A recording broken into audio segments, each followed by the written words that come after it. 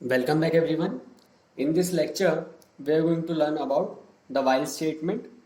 So, I am assigning the value of x as 0 and we'll start the while loop as x is less than 10.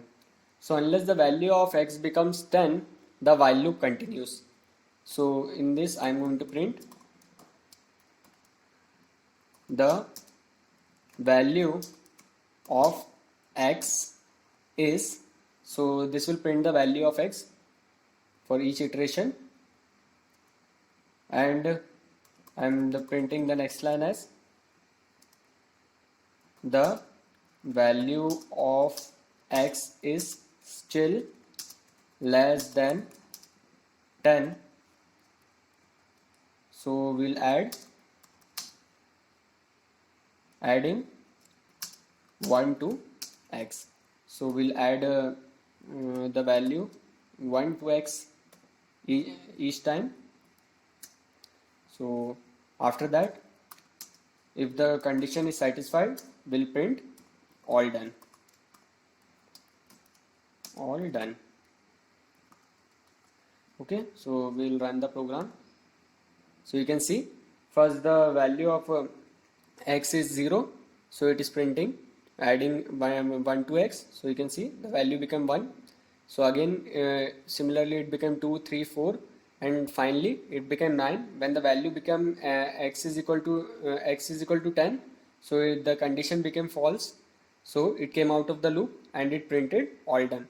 So in while loop we can use statements like break and continue and pass also. So we'll see how this works.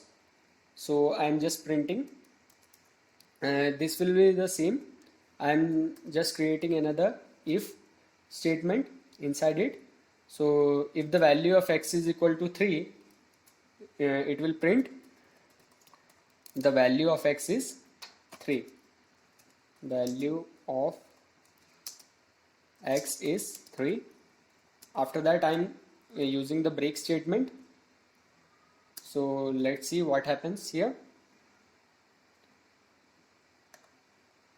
So you can see here when the value was 0, it printed the value of x is 0, then 1, then 2.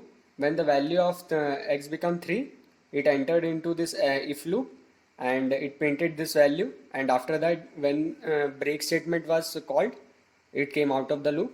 The while loop was finished over there. Instead of this, you can use continue also. So let's see how that works. So I'm printing continuing, and then I'm giving a continue statement. Okay, so let's see what's happening over here.